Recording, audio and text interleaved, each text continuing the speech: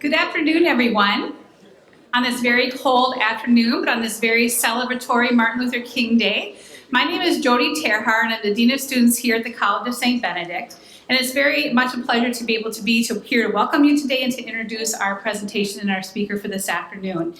Do want to make you aware that these events, the teach-ins that are happening today, are made possible by a number of people, a number of departments that are sponsoring these activities, including Academic Affairs, the St. Ben's President's Office, Intercultural and International Student Services, the Intercultural Directions Council, and Learning Enhancement Services. And certainly it's made possible by all of you who are willing to take time out of your afternoon to be here, and because of all of the speakers and presenters who are part of our very special day here today. I'm very happy to introduce the speaker who is here today, who has a panel of people who will be helping, with her presentation. And our primary presenters at the very far end of the table, Assistant Professor of Theater, Amelia Cheever. She has been here for 5 years at St. Ben's and St. John's. And prior to coming to St. Ben's and St. John's, she was a professional in the world and in the profession of theater. So we're very fortunate to have somebody like that here on our campus as a member of the faculty. The presentation that she's going to be facilitating today is entitled Color Conscious Casting and Educational Theater, How to Produce Diverse, Inclusive Theater in a Liberal Arts College Responsibly. Please join me in welcoming Amelia and her fellow presenters.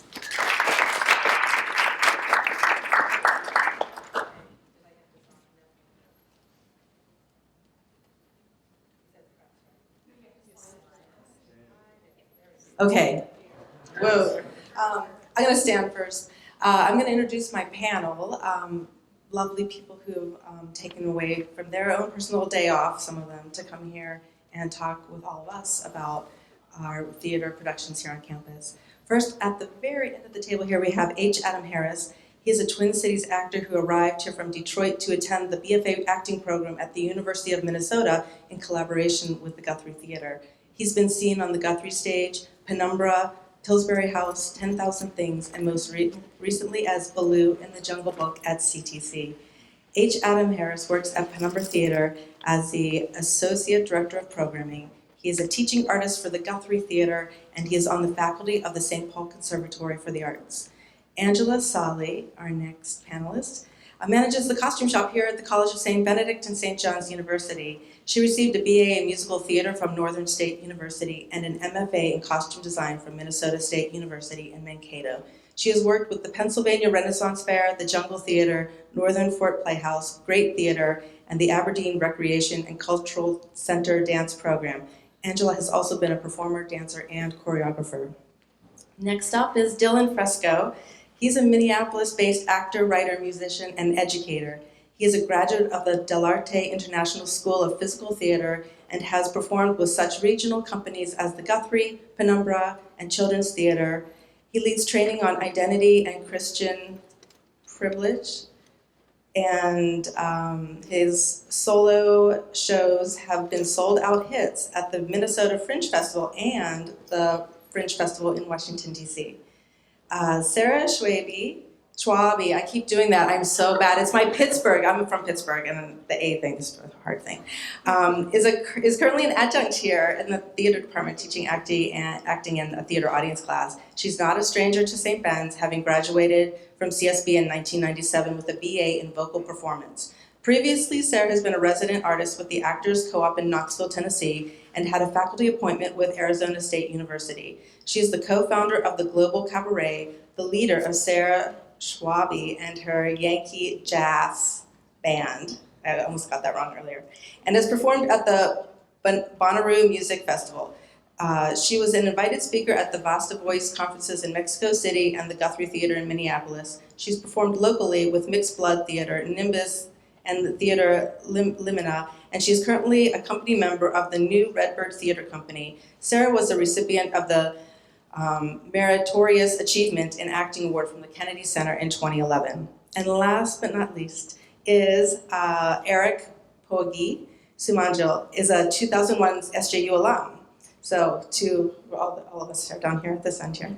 While at CSB SJU, he studied communications and Asian studies. Since college, Pogi has performed with Moo Performing Arts, Chanhassen Dinner Theater, La Jolla Playhouse, which is in San Diego, right. Mixed Blood Theater, the Guthrie Theater, Molelo. I didn't say it. Ma'olelo. Performing Arts, Frank Theater, and CTC. He is a 2-time recipient of the Playwright Center's Many Voices Fellowships, which is a pretty big deal. His full-length plays include The Duties and Responsibilities of Being a Sidekick and Kicking the Gong Around. His play, The Debutante's Ball, was recently produced by the History Theater in partnership with Moot Performing Arts last year, which we saw was last year, correct? Yeah, this past year. And in 2012, Eric directed Beauty and the Beast at the prep school. So I just want to thank everyone for coming, and I'm going to give you a little introduction of why I decided to do this panel. So before I begin our discussion today, I just wanted to let you know that our theater department casts students in roles regardless of race, based on ability for the roles, unless the race is specific to a character. We choose our productions to include a variety of theatrical styles so that our theater majors are exposed to as many different types of theater that we can provide for them. This also includes the productions that we see in the Twin Cities. So we go every year to see 4 productions each semester in the cities of a variety of theaters. Penumbra, we're going to this year. We've been to Theater Moo. We've been to the Guthrie. So we go everywhere. I went back to reflect on the productions that we've produced since I've been here at CSB SJU, and was shocked to realize that only 4 out of 20 plays that we produced were written by women. And pretty much none of the plays that we have done were written by a playwright of color.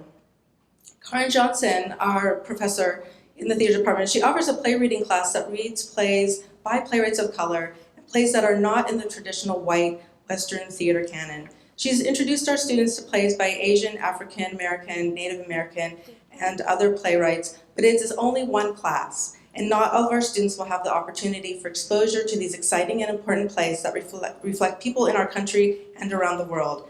After hearing about the Clarion University production of Jesus in India by Lloyd Su and Katori Hall's production of The Mountaintop, which is about Martin Luther King Jr., I wanted to discuss these events and how we as a liberal arts college can begin to expand our productions to be inclusive of all of the people in our community here at CSB SJU by offering productions written by playwrights of color, performed by our students of color. If you didn't read the articles that were posted on the page for the day, there was a production at Clarion University called Jesus in India, which has 3 actors who are supposed to be Asian. And in the production, they cast 2 white actors and 1 actor of mixed race. The playwright found out this information and was deeply disturbed by the choice to not cast the roles as he had written them, and he pulled the rights from the play right before they were going into production. So that play was canceled. There was a lot of debate on the national front in the theater world about this production. Around the same time at Kent State University, a director who was African American chose to portray Dr. Martin Luther King as a white man instead of using a black actor. For his reasoning was he wanted to see if the message was the same. So these created this big firestorm in the theater community all across the nation about color-conscious casting and what it means for playwrights of color and actors of color. And so what I wanted to do first was go through the panel and ask each of my panelists about their kind of reaction to what happened, and if it made them think of any questions in their own lives and in our own community first. Eventually, I'm going to open this up for questions from all of you so that we can talk about this topic here.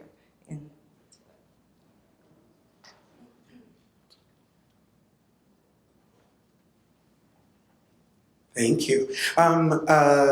The Mountaintop's a complicated play. I've always thought The Mountaintop was a complicated play in itself. One of the things that Katori attempts to do in my brain is you're trying to provide a sort of glimpse into the life of Martin Luther King. And so that already comes with its own complications. And then what the artist at the same time is trying to do is, one, be produced. I think that the playwrights are thinking about, is this play a producible play? It's a 2-hander, only 2 people in the play. It didn't actually do very well when it first kind of got on the boards here in the US, but it was amazing. They loved it in the UK. Producers were like, okay, cool, let's do it here. We'll take it to Broadway. It was fine with, I can't remember who did it. Samuel Jackson and Angela Bassett, I believe, were the two folks who did it. The reason I mention all that stuff is because in many ways the play is meant to be a venue for two artists of color. It's meant to be an opportunity, I feel like, for an African-American actor, another African-American actor, to kind of step into some hopefully really juicy, wonderful material that in many ways showcases their talent and their ability. And I think when you engage with the play through that lens and you understand the intention behind the play is one, that it be read, that it be seen by a diverse group of people, but that as one artist of color to another artist of color, it's an opportunity. And I think a lot of modern playwrights right now are thinking like that, at least the ones that I'm moved by.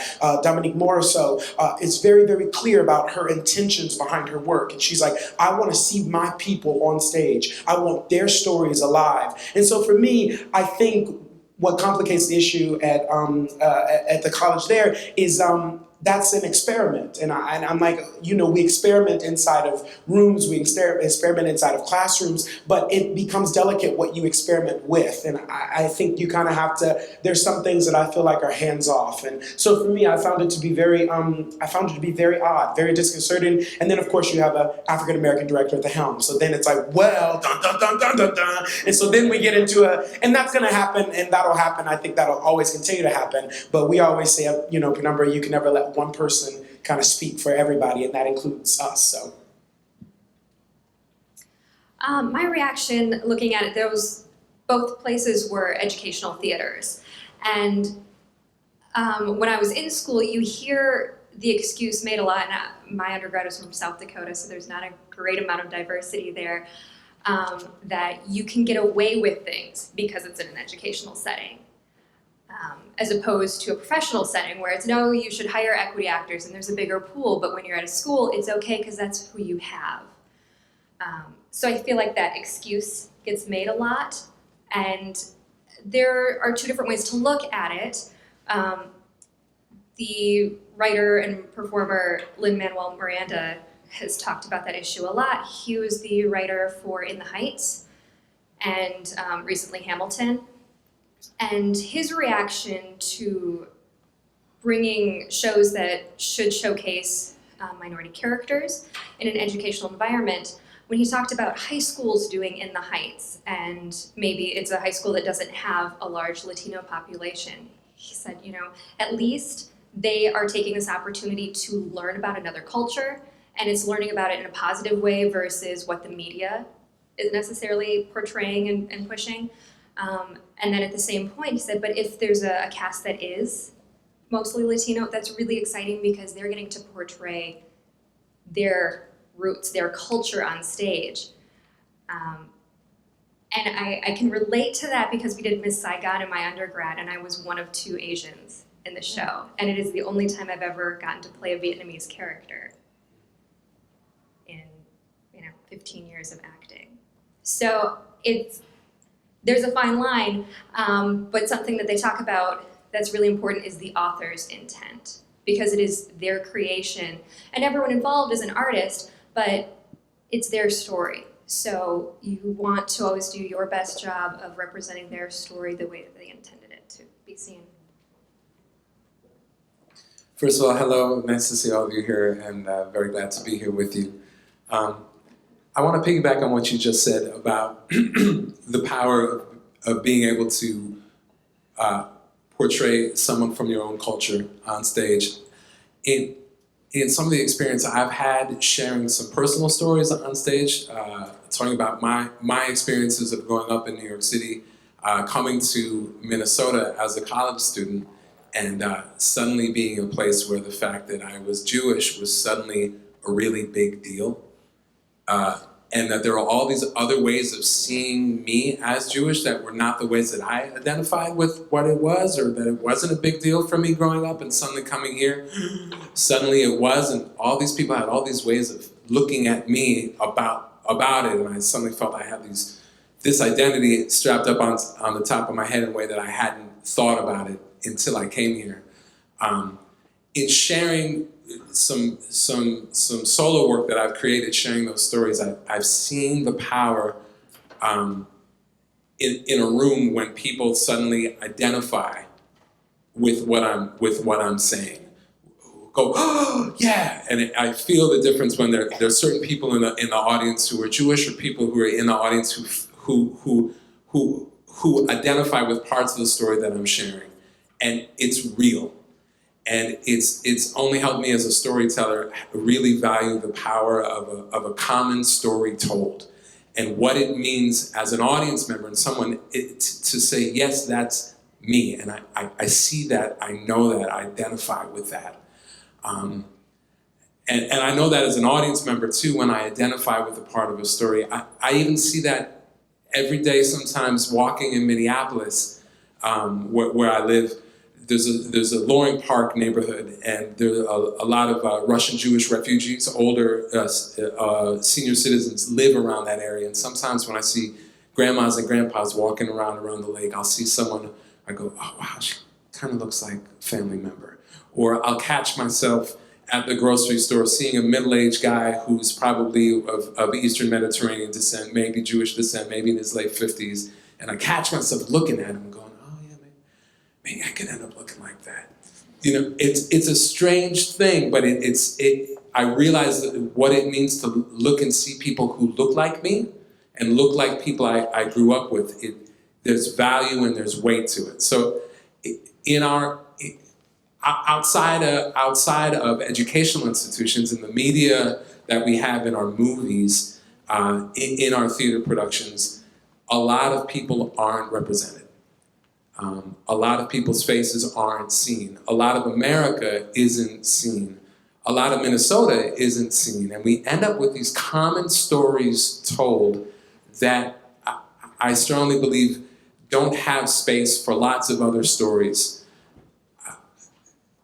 In Minnesota, there were people who've been belly dancing at weddings in Minnesota for 3 or 4 generations. There have been Syrian and Lebanese communities in the Twin Cities that came here in the 1900s, and Minnesotans have grown up seeing belly dancers at weddings. It's something people do, but where's that space in our story? So when I heard and read about these, the thing I thought about was erasure. What happens when stories are erased, and how that happens in our large media, in our movies, where stories are whitewashed and characters are whitewashed.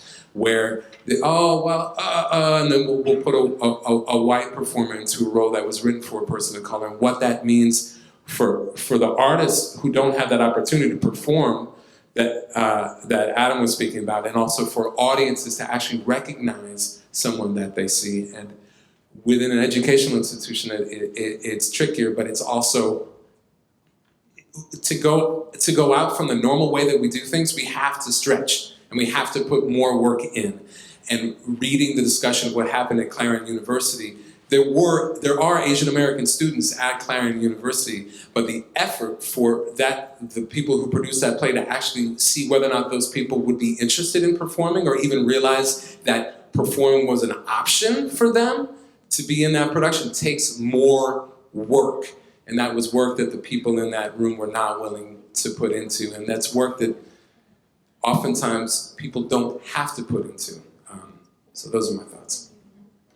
I have my own. Oh, okay. Okay, bye. It's interesting that you brought up work, because that was one of the first things that I thought about when I first heard about these stories.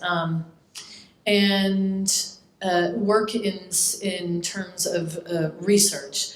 And there are as an educator, one of the things that I'm not a director. I have tried. I am not a director. But I certainly have worked with directors, and one of the questions that you need to ask when you're going to direct a play or be involved in a play is, why this play and why right now? And that it is an essential question. And if you cannot answer the question in a way that you and your ensemble members deem acceptable, then you need to move on to the next play, and that involves work.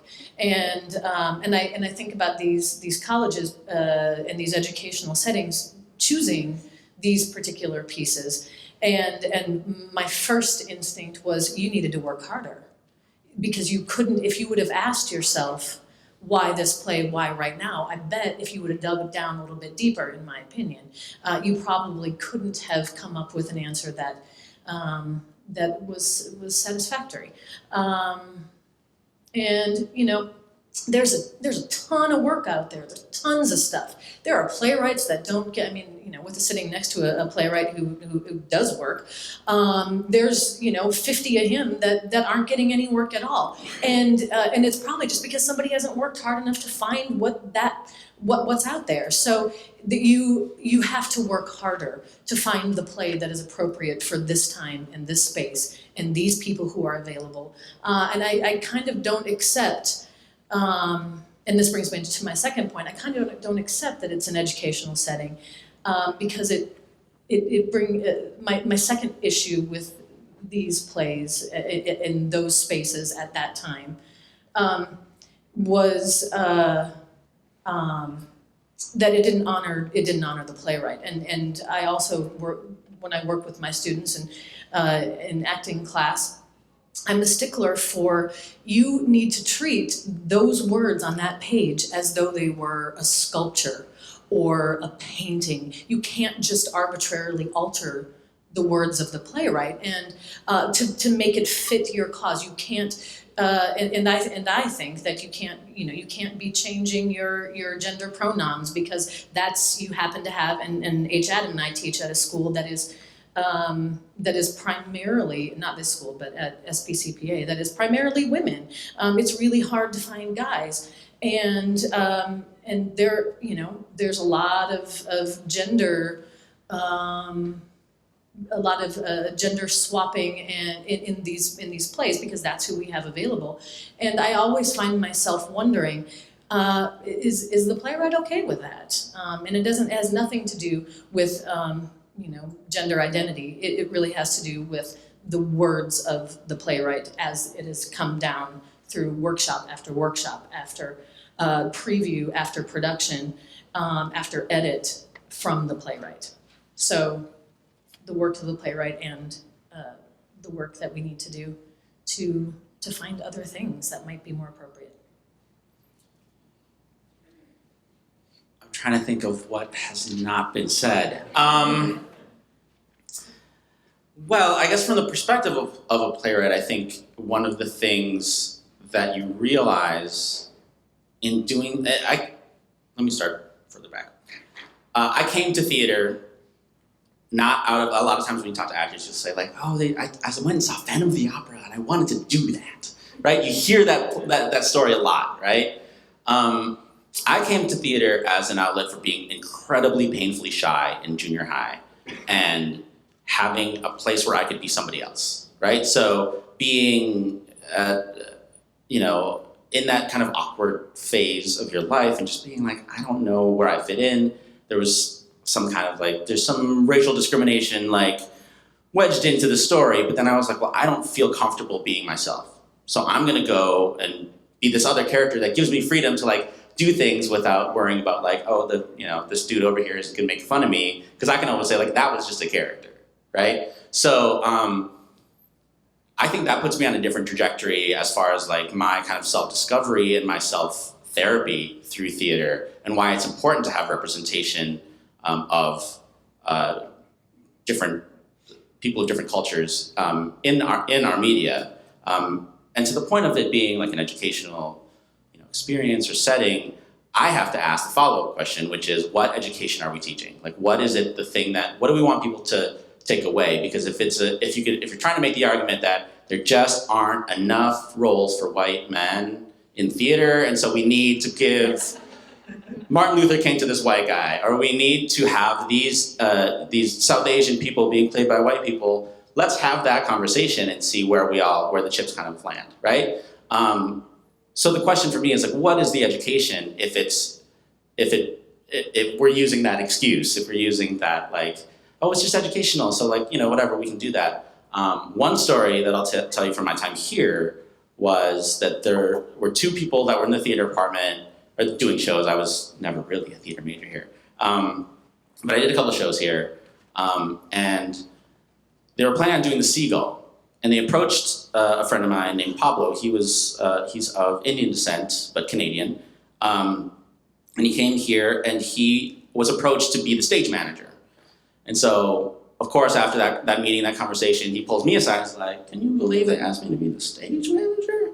And I was like, well, what happened? And he was like, well, they said that they wanted the seagull to be cast with an Eastern European cast.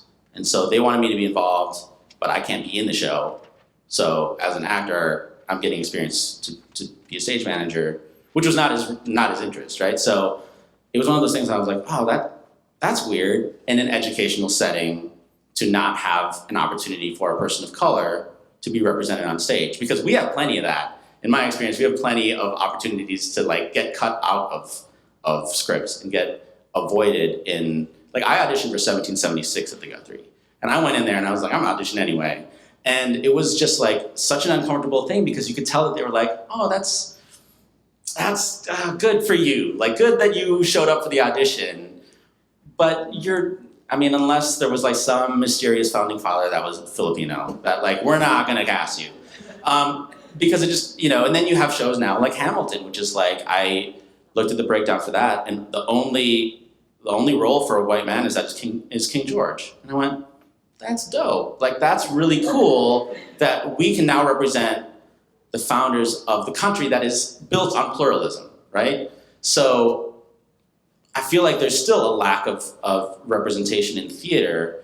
I question anybody who says, like, in an educational setting, we want to provide this opportunity to these actors. I think it should be the other way around, and that opens the door to like bigger conversations about history, blackface, yellowface, brownface throughout history, and how different communities have been marginalized and not being able to tell their own stories. I was in a production of Miss Saigon as well, and then you also have to realize, oh, that's right, this was written by like a couple of white guys who were taking a story that was written by an Italian opera dude. So none of this is really authentic to the Vietnamese experience. Like really nothing is, and you can try to wedge some stuff in there with like clothing, but like, and other production values, but none of it really is an Asian American story, and it's still heralded as like the Asian American musical. And you're like, well, we're pretty much just set dressing for a story that was devised and created by white Europeans. And so what does that say for our experience? Where do we put ourselves in that experience? I'm gonna stop talking now because I'm gonna go on and on.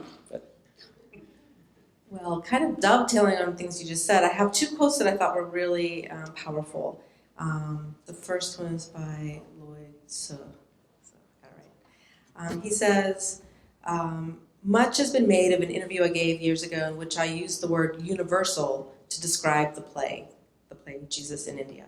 But universal does not and should not mean white or the privilege of ignoring race. I wish it were not so difficult to accept that an actor of color playing a character of color could convey something universal. To understand that white actors should not be the default option for any role, to recognize that people of color are not simply replaceable, which is, I think, really poignant statement as far as his play and then the Katori Hall play goes. Katori Hall said of the Kent State production, I just really feel as though it echoes this pervasive reassure of the Black body and the silencing of a Black community theatrically and also literally in the world. So those are the two statements that really hit me the most when I read the two articles about the plays. And I do want to talk a little bit more about how we don't delve in and find plays by new emerging playwrights of color. That it takes a lot for the plays of these young playwrights of color to come to the stage. And how do we encourage, I'm going to start moving towards academia, how do we start encouraging the future generations of playwrights and actors of color to begin the journey? And hopefully the journey starts here at our school. How do we start turning that around? Especially, I think, you'll be able to at least begin, you and Sarah can talk a little bit about where you came from here at CSBSU and how we see that moving forward and how we can change our department to be more experimental, doing more plays by Pogi. Like, we'd love to do a play, one of your plays, but how do we do that, right? How do we encourage our students here to audition? We have to be more proactive, like you were talking about, I forget, was it Dylan? Putting out a notice ahead of time, we put out a notice in the spring, like now, and say, next year we really want to do this play, but we need to know that people are interested in being a part of our production. And do students of color and international students even know that we want everyone to audition in our department? So these are questions that I have that I would love to hear your thoughts on. In your own experience in the schools that you went to, and what you think might be ways to help us here become able to produce more works of different cultures and races, so we can share in everyone's story, right? The story of humanity, which is not just white people, but is of all people, and how we are similar yet different. There are things that are universal, there are things that are not universal, right? Within everything. So I think that's important for us to be able to explore. Yeah, I think universal is a touchy thing, because I think sometimes when we have conversations like this, what becomes kind of the sticking point is this idea that everything is equal, that the playing field is actually equal, and it's not.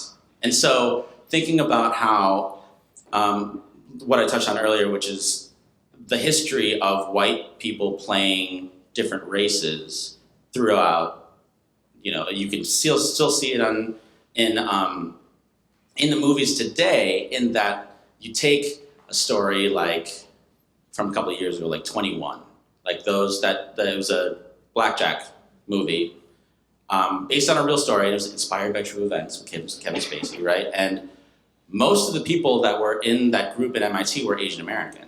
But when they cast it, they made Jim Sturgis, who's already kind of been dinged a few times for playing Asian roles. They cast him as the main character and made the 3 Asian American characters in that movie kind of peripheral, right? So there's something about that. You don't see necessarily well, maybe you do a little bit, but you don't necessarily always see like the blatant, we're putting makeup on this person anymore. But when the story of origin stars this person of color, you start to hear phrases like, well, universal appeal. This actor has universal appeal. And so Dylan and I, we drove up here together and we were talking about this, and I said, well, the thing that I posit to people is to say, as Lloyd does, is to say, what is universal? What does that mean? And if you need to have a white protagonist for white audiences to buy into a story, are we saying that white audiences are deficient in a way that people of color are not? Because people of color grow up seeing white protagonists in the movies, on TV, and in literature, and we're like, okay, we buy that. I can identify with this character. And so if Hollywood or the media is saying that we need to have this because otherwise white audiences won't buy into it, then I'm struck with the idea that, well, then white people are deficient in this ability to see themselves in somebody that doesn't look like them, which is just kind of my snarky way of coming at it. But universal is often used to just say, well, we want to do what we want. We feel warm and fuzzy about that, so we're just going to do that, and we're going to blame universality on it. I wrote my play, The Debutante's Ball, thinking that that's a universal story. Immigrants come here. We all have some kind of sense of what a coming-of-age thing is. What is the event that dictates that we are adults? Those are universal themes, but it's through the lens of a Filipino community coming together and having a very old world tradition that we still do, and how have we reinvented that? And I had people in the lobby coming up to me saying oh, my family's Italian and this is what we do. My family came from Germany and this is what we do. And those are the kinds of conversations that I want to have when we say something is universal. But when you say it's universal just so that you can cast the actor that you like, or cast the actor that will then will put butts in seats, that's a completely different thing. I think the process by which you then get to academia and in reading these things is finding it. I think most of it is finding it, to be honest with you, because you can find Shakespeare. Shakespeare, you can go to the store. And this is another thing that when I have conversations about white privilege, people say well, I didn't do anything to earn my white privilege, so why does that apply to me? I say, well, go to the bookstore. If you can go to the children's section of the bookstore, if you can go to the toy store and find someone of color, go pull all the books with protagonists of color from the children's section of the bookstore where little kids can see themselves represented. And then look at the other books where the white characters are the main protagonists. That becomes my lens to be able to say, I don't have very many options for my nieces and nephews to go see themselves. And so most of it is finding those things. One of the things that I did at the Playwright Center is I helped start a group called the Unit Collective, and we were very intentional about playwrights. We started as a group of playwrights of color, but then we expanded that to be playwrights from underrepresented communities. And what we want to do is put these plays forward, put these stories forward in writing forms forward that don't typically get seen. So part of it is doing what Dylan is saying is the work. Do the work to find these stories and to find where your place might be in that story. I think that there's something interesting about how many like Lutheran cabin fishing comedies there are in the state of Minnesota. Like, yes, we make jokes about hot dish and like, yes, and we're all, it's like there's animal heads on the walls and stuff. And there's many of those. I actually pitched a story. I said, what if we did that and all of the characters were Asian? Do you think that people would want to see that? And people were like, no, like that's super offensive. And I'm like, what? I was like, do you really think that there isn't a cabin in Minnesota or somewhere in Wisconsin or somewhere like in the north where there are not Asian people like fishing and hunting together? Like that's ridiculous because that actually does happen, but that story is not being told. But just to be so shut down because that is seen as a white story. And you're like, or a Scandinavian story or a Lutheran story, and you're just like, wow, that's really interesting that even people from my own community are willing to not have, like they don't want to tell that story. They don't want to see that story because to them it's contrived. It's not our experience. When and one of the things about the international student community here is that there's so many international students, and at least when I was here, up to a further degree, fewer American students of color. And so a lot of us were mistaken for international students because we were a person of color on this campus. And you're just like, oh, well, that's odd that people, and this is something that happens in theater a lot, we want to tell the foreign story. We want to tell the story of the struggle and the folk tales and the things that happen in Asia, but we don't want to hear, the thing that I hear as a playwright is, well, what makes that character Asian? What makes that, there's, if you guys know the Putnam County Spelling Bee, 25th Annual Putnam County Spelling Bee. So the character Chip, his name is Charlito Tolentino. And very rarely is he cast with a Hispanic or Asian person. But the guy who originated the role, Jose Yanez Filipino, and it's written for him. And so when they moved it to Chicago, they changed the character to Isaac Berkowitz. And he was Jewish. And so I was like, oh, well, this is interesting. And so I've had several friends who've now played Chip. And I'm like, all these white guys, and that's never happened that they actually paid attention to it. So I get into these conversations that say, what about that character says that he's Asian? And I'm like, well, his name is Charlito Tolentino. If his name was Kenji Nakamura, you would think Japanese, I hope. But these are the kinds of things that happen. It's like, well, if it isn't written into the play, then we can just get away with it. Which then becomes problematic because then you're not giving an opportunity, you're not putting that person forward that could be put forward who typically doesn't have an opportunity. We're like running out of time. So what I'm gonna do, I know, I can't believe it. So I'm gonna start down with Adam, and we wanna talk about ways that you think we can work as a department to help increase our productions and our student involvement. Because you work with students in the Twin Cities, high school students, and giving them an experience to partake in theater and to really grow their interest in theater so that they become playwrights and actors and go out and produce new plays. So. It's difficult. I mean, it's a difficult task to do inside an educational setting. I think the most important thing for me, I went through the BFA program at the U, which is a classical-based program, which in this country normally means male, white, and European. Hello. And so I was like, where am I? And so I typed in blacks, I typed in theater, and I hoped the class would pop up. And a class popped up called Blacks in American Theater, being taught by Lou Bellamy, founder and artistic director of Penumbra. And I was like, whoa, that's me. So I took that class, and I think the thing that it did for me, in the U, that class was available. Like, they had Lou teaching the class. And what it did for me was make me aware of the fact that, like, I think we always talk a lot about new stuff, and what I was so surprised by was all the things that were already present that I did not know, that there was more than August Wilson, that Williams Well Brown wrote Escape or Leap to Freedom and published in 1864, that we've got the African Grove Company doing Richard III III at the same time that the sort of large white proprietor in New York that was doing Richard III. But what they did, the African Grove Company had all these African American actors, and they brought in James Hewlett, this African American, this guy from the West Indies who was amazing, and his voice was like the original James Earl Jones. We loved his voice. His name was James Hewlett. He was performing Richard III, and what they did was they changed the way it worked. They made white folks sit in the back and let the black folks sit in the front. And but white folks were crowded. They were crowding the theater. They really wanted to see this play. They're like, oh my goodness, we have to see this play. So much so that they weren't going to see the other production of Richard III. And this guy wasn't having that. So it blew my mind. And I was like, and this at a time when one, they're saying African Americans have trouble thinking.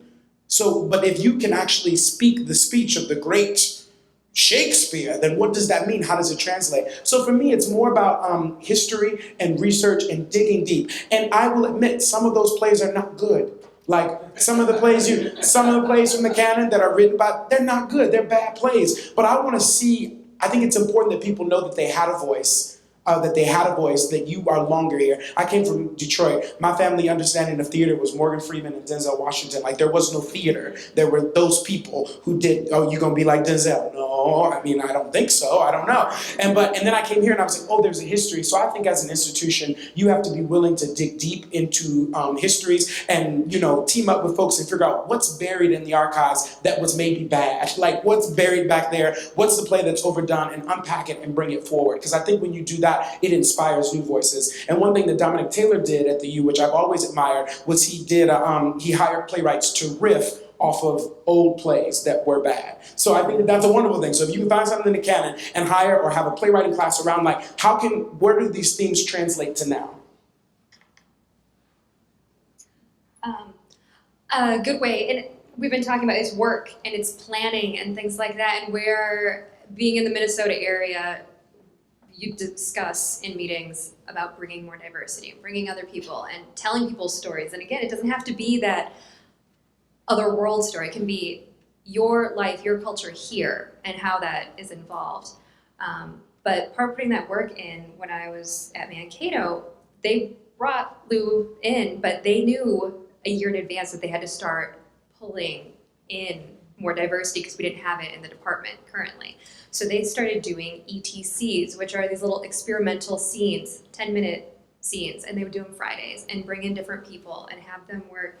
And then by the next year, we had enough interest and people who were comfortable being on stage because they've had the experience. Maybe they weren't a theater major, but they'd at least worked with some student directors and things like that. So I think it's that prepping and putting in a little extra work.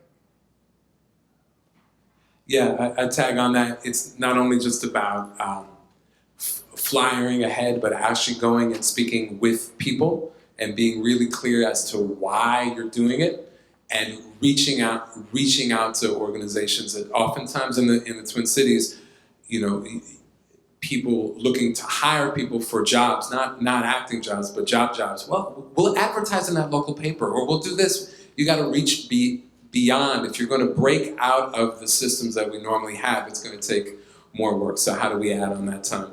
I think to address how do we change that here, I think included in the theater department, but also within the whole university, how do we address white supremacy and white Christian supremacy all the time? And how do we have conversations like this all the time? Because there's a speaker named Jay Smooth, and you can see him on YouTube. He talks a lot about race and about culture, and he says it's not. We have to be anti-racist. You have to work at these things because it's a culture that's all around us. I think when we talk about universality, I think about American. Before I came to Minnesota, I thought names like Peterson and Halverson and Anderson were just American names, unlike Fresco. They were American.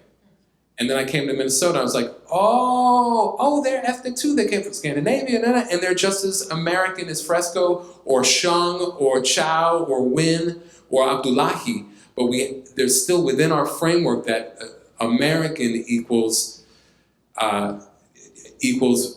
white Chris, and we still have a situation right now where Ted Cruz just 2 days ago talked about New York values. New York values are somehow not American values. So how we need to address these issues all the time. We need to have culture classes, reading the movies that we see, so that when the movie Stonewall comes out and we realize that they put in a white male cisgendered actor who's the protagonist, which was actually played by a trans woman of color who started that.